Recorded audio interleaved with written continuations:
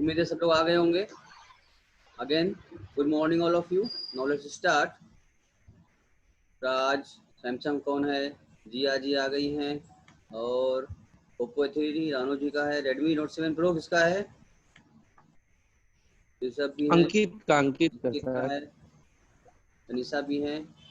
चलिए बाकी सब लोग आ रहे हैं, आप अपना आते रहेंगे लोग, अपने नाम सेट किए ताकि नाम मालूम चल जाए हमको। चलिए आगे बढ़ते हैं। ये वाला क्वेश्चन हमने करवाया था, आप जो कहा हम लोग ना। आइए क्वेश्चन नंबर 63। अच्छा, ये हमने चर्चा किया था आपको, लेकिन मे भी शायद आपको दिक्कत रही हो, तो आइए फिर से कर लेते हैं एक बार इस वाले क्वेश्चन को। विच 64 मेथड, वाला है सर, 63 हो गया है। एक और डिस्कस कर लेने दो। विच मेथड ऑफ अच्छा sir. Depreciation is must suitable in the case of mineral deposit. देखो बच्चों, ये क्वेश्चन कई बार आया है, घुमा फिरा के अक्सर इस तरह के क्वेश्चन को ये पूछ लेते हैं। तो ये आप लोग इसके लिए अलर्ट रहिए। ये अक्सर कोशिश करते हैं ये लोग कि घुमा फिरा के आगे पीछे क्वेश्चन ये पूछ ही लेते हैं। मतलब इनका बस एक बात आपको मानना है, आपको देखना होगा कि है ना, which method of depreciation is must suitable in the case of mineral and deposit. देखो माइंस, मिनरल, कोल, कोलेखान वगैरह जो होते हैं ना, इन सब जगह पर हम लोग लगाते हैं डिप्लेशन मेथड। ये आपको बस इतना ही समझना है, कैसे क्या इसका फॉर्मूला नहीं, बस यही समझना है आपको, डिप्लेशन मेथड। या इसको उलट करके ऐसे पूछ सकता है कि डिप्लेशन मेथड कहाँ लगाया जाता है, इलेक्ट्रिसिटी डिपार्टमेंट में या फिर नॉर्मली बिजनेस में, किस टाइप के बिजनेस में लगाया जाता है। तो आपको कोल एंड माइन ऑप्शन रहेगा, तो कोल और माइन या मिनरल आपको दिख जाएगा, तो आप समझ जाइए तुरंत क्या है, डिप्लेशन है। ठीक है, या तो ऑप्शन क्वेश्चन बने या क्वेश्चन ऑप्शन बने, आना यही है डिप्लेशन मेथड। ठीक है, चलिए अब थोड़ा और आगे बढ़ते हैं। ठीक कह रहा है 64, मशीन कॉस्ट रुपीज 5500, लाइफ दिया है 10 ईयर, रेसिडियल वैल्यू दिया है इसका 5000, each year depreciation according to the straight line method would be. ये तो बड़ा आसान है सर, इसको तो हम लोग कर लेंगे। तनिषा बोल रही है सर इसको हम करके बताएंगे आपको कितना आएगा। ठीक है तनिषा, ये फट से बताइए कितना आया। I am waiting for you. Sir ये गलत लग रहा है सर, इसमें तो मिस प्रिंटिंग है इसमें। क्या है? तो क्वेश्चन गलत है। अच्छा, मिस इसका प्रिंटिंग है आंसर सर। 50 है, पर इसने ऑप्शन नहीं दिया 50। अरे सर वहाँ पे 55,000 होगा, यहाँ पे 5,000 लेस करेंगे, हाँ हाँ ये, आएगा 50,000, डिवाइड बाई 10 करेंगे 5,000। हाँ यहाँ पर आप एक जीरो इसमें आप बढ़ा लीजिए, ये 55,000 इसको आप मानिए। ठीक है ना, इसको आप 55,000 मानिए। अब करिए सॉल्व। तब 5000 आएगा। कैसे? आपको पता है, आप जानते हैं अच्छे से। 55,000 में से 5000 लेस कर देंगे और 10 से डिवाइड कर देंगे। गुड बेटा, 55,000 minus scrap value 5,000 divide by life 10, कितना आ जाएगा ये? 50,000 डिवाइड बाई 5, इसका मतलब आ जाएगा क्या, टेक करेंगे तो 5,000 आ जाएगा, ये आपका वाला। आंसर आ जाएगा। ये आपका आंसर हो गया। चलिए सर, ठीक है, अच्छी बात है। उसके बाद अगला क्या था आपका?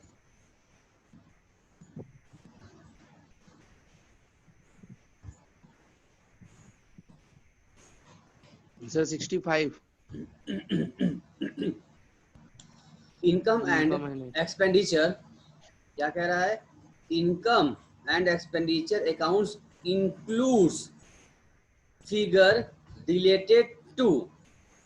देखो इनकम और एक्सपेंडिचर आपने किया होगा, आपको पता है, यानी जस्ट लाइक इनकम और एक्सपेंडिचर एक नॉमिनल अकाउंट होता है, ठीक है ना। रिसीव पेमेंट रियल अकाउंट होता है, ये अभी पीछे आया था हम लोगों का। तो एक नॉमिनल अकाउंट है, इसमें क्या क्या होता है, ये प्रीवियस ईयर का, करेंट ईयर का, फ्यूचर ईयर्स का, या ऑल ऑफ दिस। देखो ध्यान दो, यही पे दो क्वेश्चन करेंट बनेगा। ठीक है, यानी कि देखो income expenditure just like profit loss account nominal account होता है, और ये बनता है सिर्फ और सिर्फ एक साल करेंट ईयर के लिए। ठीक है ना, इसका ऑप्शन क्या हो गया बेटा? इसका ऑप्शन हो गया बी वाला ऑप्शन का सही हो गया, क्योंकि इनकम एंड एक्सपेंडिचर बनता है सिर्फ और सिर्फ करेंट ईयर के लिए। जैसे profit loss account balance sheet बनाते हो फॉर द इंडेंट एक साल के लिए, वैसे यही बनता है एक साल के लिए। लेकिन ध्यान देना, अगर यहीं पर आपसे पूछ दिया होता, क्या सर क्या पूछ लिया होता, वहां पर इनकम एंड एक्सपेंडिचर के जगह पर यहीं पर लिखा होता रिसिप्ट एंड पेमेंट, तो क्या करते? तब कौन सा ऑप्शन लगाते? क्या तब भी करंट ईयर लिखते, या पर यहाँ लिखते ऑल ऑफ द अबव, या कुछ और होता? कौन बताएगा? ऑल ऑफ द अबव लिखते हैं। क्यों बेटा आयुष्मान? क्योंकि ना सर रिसिप्ट एंड पेमेंट में तीनों लेते हैं, पास्ट ईयर का, फ्यूचर ईयर का और प्रेजेंट ईयर का, तीनों अमाउंट लेते हैं। Very good, very good. Ayushman ने जो बोला, क्या बाकी बच्चों को समझ में आया? वो क्या बोला? यस सर, समझ में आ गया। समझ में आया। रिसीव पेमेंट अकाउंट जब बनता है उसमें पैसा चाहे जब का हो, पुराना पैसा हो, अभी का पैसा हो, आगे का पैसा हो, मैंने प्रीवियस ईयर हो, करंट ईयर हो या नेक्स्ट ईयर का हो, जो भी रिसीव पेमेंट करेंगे सब उसमें एंट्री की जाती है, ऑल ऑफ द अबव। तो ध्यान रहे, इसी क्वेश्चन को खाली पूछेगा सेम ऑप्शन के साथ, यहाँ पर इनकम और एक्सपेंडिचर यहाँ पर क्या लगा देगा? रिसीव एंड पेमेंट लगा देगा, तो ऑप्शन दोनों बदल जाएगा, वहां पर option all of the above हो जाएगा। ठीक है, चलिए आयुष्मान जी बहुत अच्छे, अच्छा बताया आपने। फिर लॉजिक अच्छा था आपका। Which of the following is the accounting equation? बताइए इसमें से कौन सा अकाउंटिंग इक्वेशन है? Capital equal to assets minus liability, या capital equal to assets plus liability, या assets equal to liability minus capital, या liability equal to assets minus capital? कौन सा सही लग रहा है या सब गलत लग रहा है? सर ए वाला सर कुछ सही ए वाला और लग डी रहा वाला है, सर सही है। ए वाला, पर हम सब गलत लग रहा है। सर। क्या लग रहा है? पर सर ये नहीं होता है, capital is equal to assets minus liability. Capital equal to क्या है? Assets minus liability. Assets minus liability वाला होगा। अच्छा गुड तनीषा। देखो कैपिटल, हाँ सर ए वाला होगा, एसेट्स माइनस अगर P देखे लायबिलिटी। तो एसेट्स लायबिलिटी जोड़ दोगी तो कैपिटल कहाँ होगा? इसका मतलब ये वाला सर गलत लग रहा है पहले ही। एसेट्स मतलब क्या बराबर क्या? लायबिलिटी माइनस कैपिटल, तो भी नहीं हो पाएगा। और लायबिलिटी बराबर assets minus capital, assets minus capital liability. अच्छा लेकिन देखो ये ए और डी में से हो सकता है कोई भी, ठीक है, लेकिन एसेट्स में से हम लायबिलिटी लेस करते हैं, इसलिए ये नहीं रहेगा। पहला ऑप्शन जो आपने कहा करेक्ट, आपने सही पहचाना। चलिए अगला क्वेश्चन क्या कहता है, कौन पढ़ेगा? अगला क्वेश्चन कौन पढ़ेगा? कौन पढ़ेगा? रानो पढ़ेगी सर। ठीक है, पढ़ो रानो। ओके सर, पढ़ रहे हैं।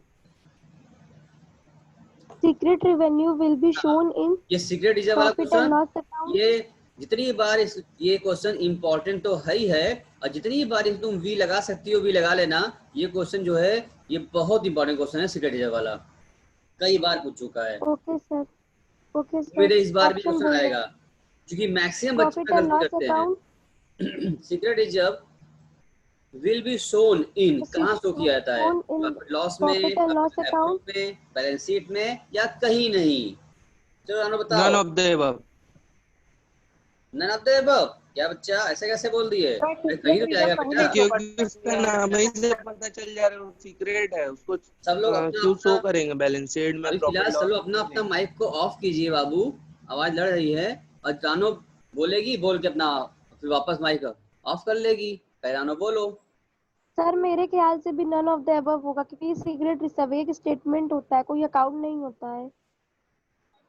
नहीं नहीं, सीक्रेट रिजर्व स्टेटमेंट नहीं होता। सीक्रेट रिजर्व जो है ये कोई भी स्टेटमेंट नहीं होता, सस्पेंस होता है। सस्पेंस में जो कुछ अकाउंट नहीं होता। और बीआरएस एक स्टेटमेंट होता है, बीआरएस अकाउंट नहीं होता। ये पूछेगा बैंक अकाउंट तो सीक्रेट स्टेटमेंट। रिजर्व का तो हमको नन ऑफ द अबव लग रहा है। ठीक है, चलो तुम अपना ऑफ करो। अब तनिषा बताएंगे क्या लग रहा है उनको।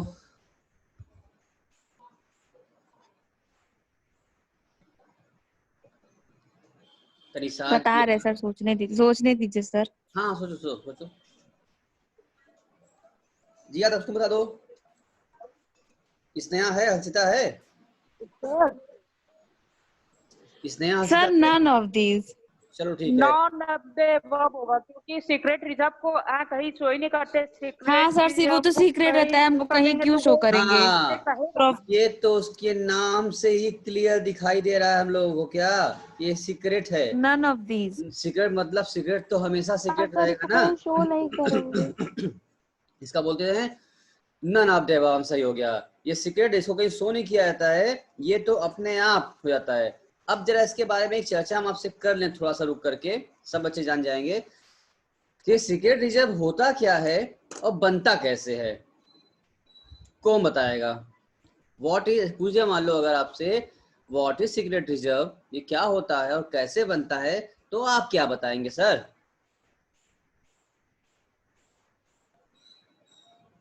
बताइए।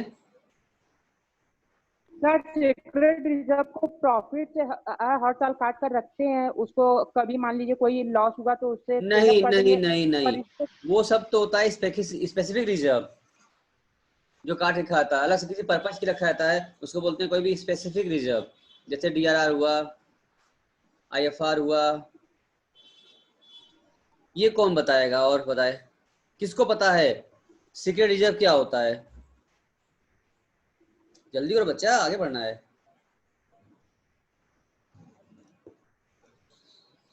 सर किसी शायद वो जो डेप्रिसिएशन लगाने के लिए रिजर्व करके रखते हैं एसेट्स में जो। देखो, सीक्रेट रिजर्व अलग से कहीं काट के, सुन लो मेरी बात सब लोग, स्नेहा और हर्षिता हैं इसमें कि नहीं है? वो दिख नहीं रहा है,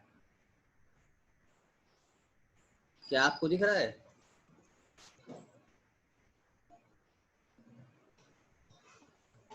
और कौन इसमें से छूट गया, किसका नेटवर्क चला गया?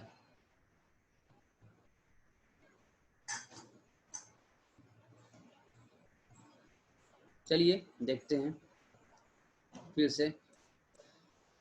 सुनो सब बच्चों ध्यान से, ये सीक्रेट रिजर्व क्या होता है, ध्यान सुनिए। सीक्रेट रिजर्व हमें अलग से बनाना नहीं पड़ता है, ठीक है? जैसे अगर हमारी बिल्डिंग जो है वो 50 लाख रुपए की है और हमने अपनी बैलेंस शीट में शो किया है 40 लाख रुपए से, उसको हमने रीवैल्यूड नहीं किया, यानी हमारे बुक्स ऑफ अकाउंट में बैलेंस शीट दिख रहा है 40 लाख रुपए का, बट उसकी रियल में कीमत है 50 लाख रुपए।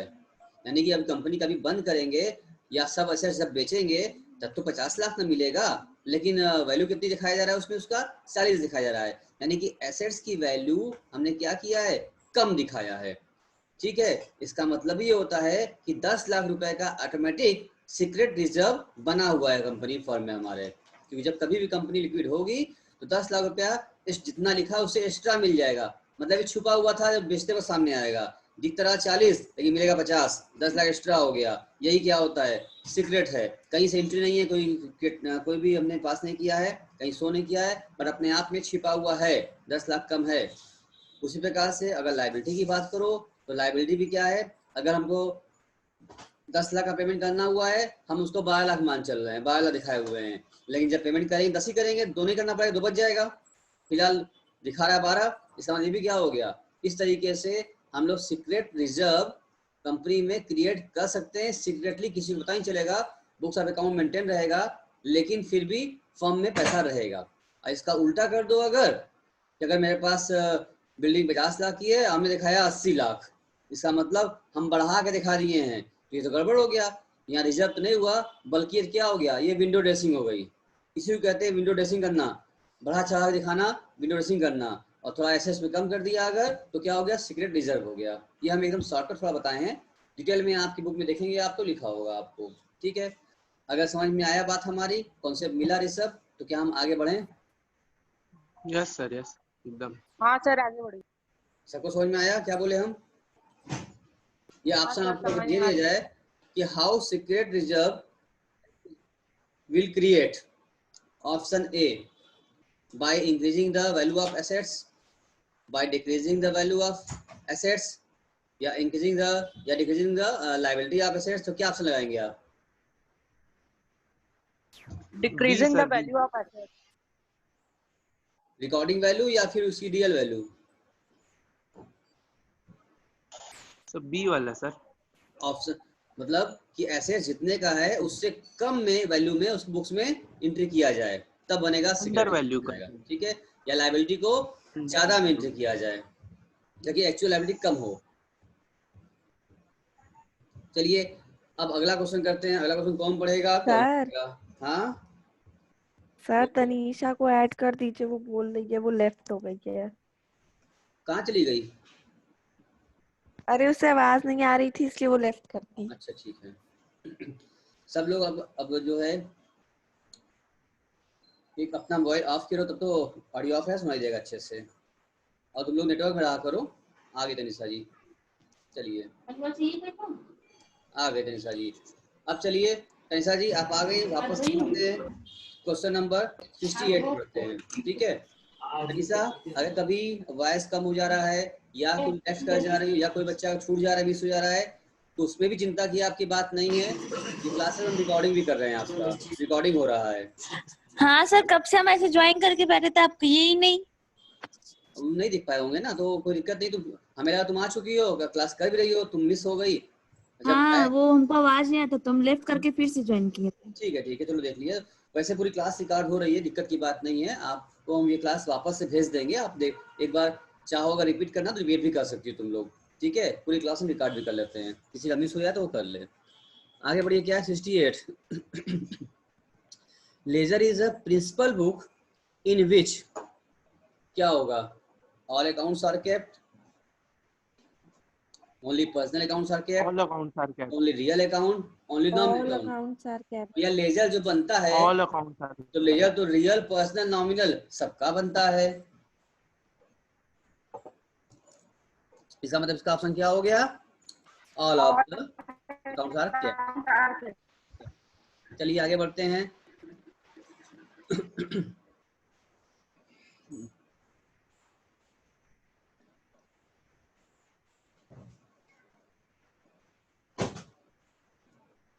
द बैलेंस क्या कह रहा है, ये कह रहा है हमसे द बैलेंस ऑफ पेटी cash book is an assets है, एन लायबिलिटी है, एन इनकम है या एक्सपेंडिचर, क्या है। एसेट्स है। पेटी कैश बुक का बैलेंस यानी पेटी कैश बुक में पैसबुक में जो पैसा बच गया, तो भैया पैसा चाहे कैश बुक में हो चाहे पेटी कैश में हो, या तुम्हारे हाथ में हो, तुम्हारे बैंक में हो, तुम्हारे अलमारी में हो, तुम्हारे बैग में हो, कहीं भी हो पैसा हो, वो तुम्हारे लिए क्या बनता है, एसेट्स बनता है ना। अब तुम पैसा बैंक में रखी हो, बैग में रखी हो, हाथ में रखी हो, तो कहीं पैसा पेटी कैश बुक में कैश बुक में बैलेंस है तो पैसा तुम्हारा, इसे वो एसेट्स कहा जाएगा। कैश इज एसेट्स, जो इजी था सर। आगे, outstanding expenses are shown as, भैया आउटस्टैंडिंग एक्सपेंसेस क्या शो करता है, सोन एज एक लायबिलिटी है सर, लायबिलिटी साइड शो एक करता है। लायबिलिटी है, सही बात है। ये भी देखो एक बार और पूछा था, रिपीट हो ये क्वेश्चन, एक इस क्वेश्चन को एक बार और कवर किया गया था यहीं पर, शायद दोबारा आया था। चलिए अब थोड़ा और आगे बढ़ जाते हैं हम लोग।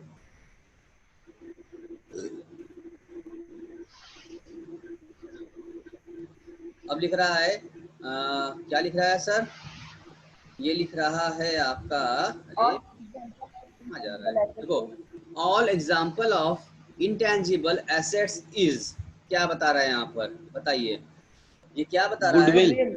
All example Goodwill. Intangible assets is goodwill, Capitals of PL या फेमिलरी या डिफर्ड, क्या माना जाता है। गुडविल क्या होता है हमारे लिए, इंटेंजिबल एसेट्स। हाँ। आगे बढ़िए, फिर क्या कह रहा है उसके बाद, objective of preparing trial balance क्या कहता है, 72 कहता है check the sir, arithmetic object of preparing trial balance is, हम लोग ट्रायल बैलेंस क्यों बनाते हैं, उसका उद्देश्य क्या है। ये वाला सर। हाँ, आप अच्छे से पढ़े भी होंगे। ट्रायल बैलेंस जो होता है हमारा, ये arithmetical accuracy of account check करता है, इसे उसको बोलते हैं क्या है, ये ट्रायल बैलेंस हमारा, इसका उद्देश्य यही है। ए ऑप्शन, इसका ऑप्शन ए हो गया, to check the arithmetic accuracy of the accounts, यही सिस्टम ट्रायल बैलेंस होता है। क्योंकि ट्रायल बैलेंस मैच कर जाने के बाद भी इस बात की गारंटी नहीं होती है कि सब कुछ एंट्रियां सही है, ये खाली हमें अर्थमेटिक चीजें जोड़ के बताता है, सही बताता है, बस चेक की जाती है इससे। Which of the assets below are fixed, इसमें से फिक्स कौन सा है, कार्ट, कैश, फर्नीचर या debtor. Furniture, plant, machinery, building, furniture, ये सारे क्या होते हैं, फिक्स होते हैं।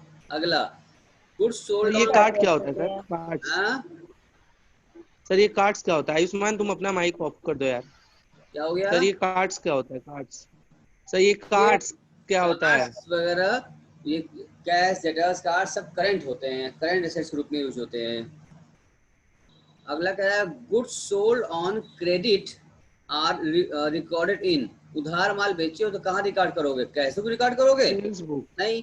रिटर्न बुक करोगे, नहीं। कहाँ करोगे, सेल बुक में या जर्नल में, सेल्स बुक में। उधार माल जब भी कभी गुड सोल्ड किया जाता है ऑन क्रेडिट तो उसको क्या किया जाता है, उधार को हमें सेल बुक में रिकॉर्ड किया था, क्योंकि सेल बुक में सारे उधार ट्रांसैक्शन क्या आती है और परचेज बुक में सब उधार परचेज का। ठीक है, चलो तो आगे बढ़ जाओ थोड़ा और अब क्या कह रहा है ये, which of the following government in India followed the education of accountancy first, बताइए। Government of Mumbai. कहाँ देखे ये तो पता आप, किए सर, हाँ पता किए हैं गवर्नमेंट ऑफ मुंबई। कहाँ पता किए बच्चा, चलिए सर गूगल बाबा। ये तो अच्छा ये थ्योरेटिकल क्वेश्चन है आपका, ठीक है, इसको हम छोड़ते हैं आपके लिए, आपकी होमवर्क, आप इसको सर्च कीजिएगा और फिर हमें बताइएगा। सर दिल्ली ही होगा। ठीक है, हम आपको समय दे रहे हैं, ये तो रटने वाला समय है, चीजें हैं, जानने की चीजें हैं, इसमें कोई कॉन्सेप्ट तो है नहीं, बस ये पता करना है आपको, तो आपको होमवर्क दे रहे हैं, आप आज पता कीजिएगा, कल इस पर हम चर्चा कर लेंगे आपसे, ठीक है, कुछ होमवर्क मिलना चाहिए आपको। आगे, single entry system of accounting is क्या है, बेस्ट सिस्टम है या साइंटिफिक सिस्टम है या मोस्ट पॉपुलर है या इनकम्प्लीट है? इनकम्प्लीट सिस्टम हम है। लोग ये नाम ही पढ़े थे, चैप्टर ही पढ़े थे, इनकम्प्लीट रिकॉर्ड्स। इनकम्प्लीट रिकॉर्ड्स को क्या कहते हैं, सिंगल एंट्री सिस्टम कहते हैं। इसके ये सिंगल एंट्री जो है ना, इनकम्प्लीट रिकॉर्ड के नाम से ही जाना भी जाता है, ठीक है। डबल सिस्टम कंप्लीट होता है, सिंगल एंट्री क्या होता है, इनकम्प्लीट होता है। अच्छा सर, अब क्या कर रहा है उसके बाद, under hire purchase system the ownership of property remain with, किसके पास होती है, बायर के पास, ओनर के पास, गारंटर के पास, नम ऑफ द अबव। देख रहे हो, तो ये सब क्वेश्चन बीच में पूछा गया था, बट ये सारा क्वेश्चन आपके लिए आपके लेवल पे था ही नहीं, क्योंकि हायर परचेज आप लोग 12th में पढ़े ही नहीं थे। कोई बात नहीं, चलिए करते हैं। देखो बच्चों, मेरे पास नोटिस वो आप लोग को दिखा, मेरे पास तो विंडो खुल के आया, लिखा है 10 मिनट और बचे हैं 40 मिनट होने में, आपको क्या आया था आपके पास भी? मेरे पास नहीं, मेरे नहीं पास सर। जब 10 मिनट बचता है तो क्या आता है, यानी 40 मिनट्स के लिए देते हैं ना एक बार, ये तो 30 मिनट्स हो चुके हैं, 10 मिनट और बचे हैं हमारे। इसके बाद अगर कट जाता है चिंता मत कीजिएगा, हम दोबारा आपको भेजेंगे, दोबारा कनेक्ट कर लेंगे हम लोग, ठीक है। चलिए तो अपना व्हाट्सएप चेक कीजिएगा, हम मैसेज करेंगे आपको, तुरंत इमीडिएट करेंगे। तो यहाँ बताया गया बच्चों, ध्यान सुन लीजिए, हायर परचेज का मतलब थोड़ा सी जान जाओ, कुछ चीजें ऐसी होती हैं जो बच्चों को फेल करने के लिए कहती हैं, है तो इजी, बट तुम नहीं जानते हो, नहीं पढ़े हो, कैसे करोगे तुम। ये देखो, पहले समझ लो हमसे कि आज ये हायर परचेज सिस्टम क्या होता है, ठीक है। हायर परचेज दो होता है, एक हायर परचेज सिस्टम होता है, एक होता है इंस्टॉलमेंट, ठीक है ना। दोनों अलग अलग चीज होती है, बहुत समझते हैं कि दोनों एक है, पर दोनों डिफरेंट दो चीजें होती हैं, ठीक है। जैसे मान लो कि तुमने क्या किया, एक स्कूटी परचेज किया, मान लो कि जिया का 92% आया 12th में, मम्मी बहुत खुश हो गई और बोली जिया को एक नया दिलाएंगे स्कूटी, पुराना छोड़ दो, नया स्कूटी तुमको दिया जाएगा खुशी में। लेकिन लॉकडाउन चल रहा है, उन्होंने कहा कि तुमको क्या करेंगे बेटा, हम किस्त पर दिलाएंगे, वन टाइम पेमेंट नहीं कर पाएंगे। कोई बात नहीं, एक बार बताइए जिया जी, अगर वन टाइम पेमेंट नहीं हो पा रहा, इंस्टॉलमेंट पर लेना है ना, यानी कि बोलते हैं ना फाइनेंस करा लेना है, तो कुछ ना कुछ हम मान लिया कि 80,000 रुपए की स्कूटी है, 80,000 की, 10,000 रुपए डाउन पेमेंट कर दिया और बाकी जो है मंथली EMI बन गई है, किस्त बन गया और उसमें इंटरेस्ट भी इंक्लूड हो गया और आप पेमेंट करते जाओगे।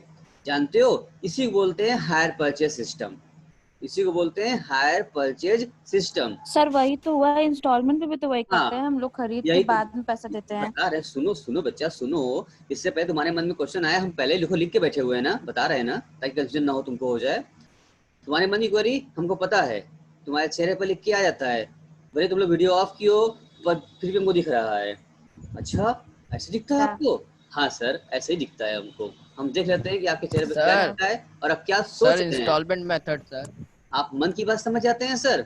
हाँ बेटा, हम मन की बात समझ जाते हैं। अब सुनो, तुम्हारे मन में 5 मिनट में बंद हो जाएगा। अपना माइक को ऑफ करिए और सुनिए। इंस्टॉलमेंट में यही कहता है, लेकिन होता क्या है, देखो इंस्टॉलमेंट में क्या होता है, आप सामान ले आते हो और आपको आपके नाम उसी वक्त आपको पोजीशन और टाइटल दोनों मिल जाता है इंस्टॉलमेंट में। वैसे मतलब गाड़ी आपकी, गाड़ी जाइए आपके अधिकार में हो गया, और टाइटल मतलब कागज पर भी आपका नाम चढ़ जाता है और आपके नाम कर दिया जाता है, आप ही का हो गया।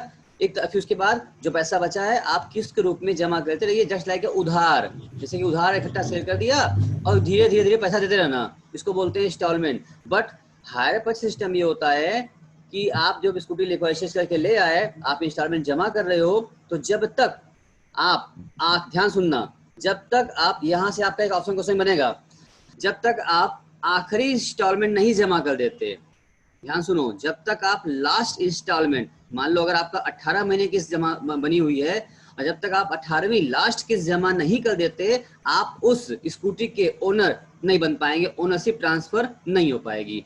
ठीक है, अगर आपकी एक किस्त ही बचा रह गया है तो तब तक टाइटल आपको ट्रांसफर नहीं होगा, आप उस गाड़ी के मालिक नहीं माने जाएंगे और वो गाड़ी वाला आएगा, शोरूम वाला आएगा और गाड़ी उठा कर ले जाएगा। ठीक है, इसलिए इंस्टॉलमेंट और हायर सिस्टम ये अलग होता है। और आज के समय में करंट सिनारियो में अब इंस्टॉलमेंट नहीं है, भले ही उसको हम लोग इंस्टॉलमेंट बोलते हैं, ठीक है ना, भले ही हम लोग इंस्टॉलमेंट बोलते हैं, लेकिन ये सिस्टम जो चल रहा है इस समय हायर परचेज सिस्टम चल रहा है। मतलब इसको हिंदी में कहते हैं हायर, मतलब किराया, किराया क्रय पद्धति चल रही है इस समय, यानी हायर परचेज सिस्टम। यदि आप वहाँ लाए हैं, आप यूज कर रहे हैं और किस्त जमा कर रहे हैं, अगर पूरा किस्त जमा कर दिया फाइनल लास्ट किस्त तक, तो सामान आपका, तब जाके आप मालिक बनेंगे। अगर आपने एक आखिरी किस्त भी छोड़ा हुआ है तो आप इसके मालिक नहीं बने हैं, वो आएगा अपना सामान उठा ले जाएगा, जो आपने पेमेंट किया है वो माना जाएगा, आपने जो यूज किया उसका किराया हो गया आपका। अच्छा सर, ये ऐसा भी होता है क्या? हाँ बेटा, ऐसा ही होता है, ऐसा ही होता है। अब समझ में आया? हम लोग जो बाइक वगैरह खरीदते हैं या कोई फाइनेंस कराते हैं, वो सब जो है आसानी से फाइनेंस क्यों करते हैं? जानते हैं कि तुम किस्त जमा करो, नहीं कर पाओगे, जो जमा किए हो, डाउन पेमेंट जमा किए हो, तो तुम्हारी फंसा है, हम आएंगे, वो गाड़ी उठा ले जाएंगे, ले जाएंगे, तुम क्या कर लोगे? और तुम कोर्ट में केस भी करोगे, हार जाओगे, क्योंकि डॉक्यूमेंट तुम्हारे नाम ट्रांसफर नहीं होता है। हाँ, कोई सोच रहा होगा सर हमको गाड़ी कागज तो मिल जाता है। हाँ बेटा मिलता है, बट उसमें लिखा रहता है हाइपोथिकेटेड बाई, जो फाइनेंस किया उसका नाम लिख जाएगा, यानी कि हाइपोथिकेटेड, जब तक ये नोटिस नहीं निकलेगा तब तक वो गाड़ी किसी को आप रिसेल नहीं कर सकते ना, वो गाड़ी उसी का है। जब हाँ लास्ट किस्त आप जमा कर देंगे, नोटिस हो जाएगा आपका, तब आप मालिक बन पाएंगे। ये होता है हायर परचेज सिस्टम। यानी हायर परचेज सिस्टम में जब तक पूरी किस्त जमा नहीं हो जाती, तब तक गाड़ी का मालिक कौन? खरीदने वाला है, बेचने वाला? बोलो बेटा, बेचने वाला। बेचने वाला। ठीक है, तो हम लोग जो भी सिस्टम चल रहा है इस समय हायर परचेज चल रहा है यहाँ पर। अब इधर आ जाओ, देखो इधर कह रहा है under hire purchase system the ownership of property remain with. अब बताओ ओनरशिप प्रॉपर्टी किसके पास रहती है? बायर के पास या ओनर के पास या ओनर के पास। Owner owner owner owner sir, owner के पास। क्यों? बायर के पास तब आएगा जब बायर क्या करेगा, सारी किस्त पेमेंट कर देगा, यानी कि all payment, every instalment will be paid by the buyer, then after he will become a owner of that property, that assets. Sir हाँ सर, इंस्टॉलमेंट परचेज सिस्टम एक बार बताइए फिर से। इंस्टॉलमेंट सिस्टम मतलब ये होता है कि आप गए सामान 10,000 रुपए का सामान परचेज करके चले आए और उसको बोले सर 2,000 रुपये अभी ले लो और बाकी जो होगा 1,000 करके आपको कई बार हम दे देंगे।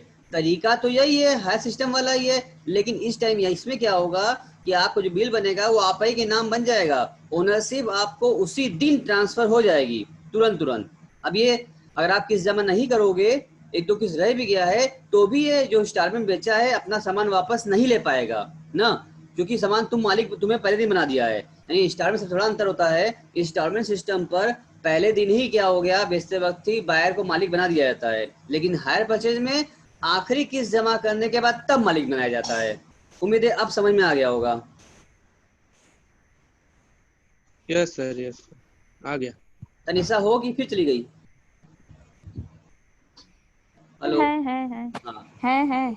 अच्छा, माइक ऑफ है। स्नेहा हर्षिता है, दिख रही हैं? हमको नहीं दिख रही हैं। नहीं, स्नेहा नहीं है। चलिए तो आगे बढ़ जाएं। अब क्या कह रहा है? उम्मीद है समझ में आ गया होगा आपको। इस तरह से अगर पूछता है हायर परचेज सिस्टम पर तो भी क्या कर लेंगे आप, क्वेश्चन कर लेंगे। फिर अब आइए, interim dividend is shown in, ये इंटरिम डिविडेंड कहाँ शो किया जाता है? रेवेन्यू अकाउंट में, या नेट रेवेन्यू अकाउंट में, या कैपिटल अकाउंट में, या none of the above this में? बताइए कहाँ किया जाता है? सर हम नन ऑफ दीज लगाए हैं। क्यों? सर ये तीनों में नहीं किया जाता है। तो कहाँ किया जाता है बच्चा? पहले ये बताओ कि ये होता क्या है।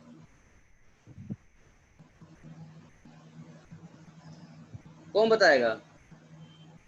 हमने आपको बताया था ना डिविडेंड क्या होता है। हमने आप डिविडेंड से क्वेश्चन रहेगा आपका। डिविडेंड हमने आपको 3 बताया था आपको ना। एक बताया था हमने, एक होता है आपका ये जो लिखा है इंटरिम डिविडेंड, एक होता है आपका प्रपोज डिविडेंड, एक होता है अनक्लेम डिविडेंड ना।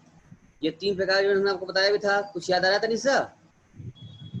प्रपोज डिविडेंड क्या होता है, अनक्लेम क्या होता है, इंटरिम क्या होता है? कुछ याद आ रहा है? जल्दी बताओ। हाँ सर। जल्दी बोलो, 1 मिनट बचा है, 1 मिनट में कट जाएगा। ये बताओ तो हाँ सर। दोबारा कनेक्ट थोड़ा करेंगे। थोड़ा। 1 मिनट बचा है खाली आपके पास। चलिए बोलिए। हाँ सर थोड़ा थोड़ा। डिविडेंड वही होता है जो सर कंपनी को एक्स्ट्रा प्रॉफिट हो जाता है तो सर वो बीच में डिस्ट्रीब्यूट कर देता है एनुअल ईयर के पहले, हाँ, सर बुक क्लोजेस के पहले। इनके मतलब पहले ही 20 बांटता है, तब मतलब साल के अंदर प्रपोज किया जाता है, और जो नहीं ले पाए बचा रह गया अनक्लेम बोलते हैं। अब ये देखो कटने वाला है। इसको एक बार आपने तब सर्च भी करिए, तब से आप जब 2 मिनट लगेगा वापस कनेक्ट करने में हमको, आप सर्च भी करिए। देन आफ्टर आपको हम दोबारा हम आईडी तुरंत भेज रहे हैं, तुरंत हमसे आप कनेक्ट हो जाइएगा अभी, ठीक है। और इसको भी आप देखिएगा कहाँ जाता है, रेवेन्यू में, कैपिटल में, या फिर कहीं और जाता है, ठीक है। Okay sir. बिजनेस वाले सर भी आएंगे क्या? बिजनेस वाले सर आप भी आएंगे कनेक्ट करिए सर। वापस से, बस कटने वाला ही बेटा। चलिए तो अगला हम उसके बाद शुरू करें, मैं आधे में कट जाएगा। समय सीमा, समय बहुत बलवान है। Liability of the soul trader is क्या होगा? ये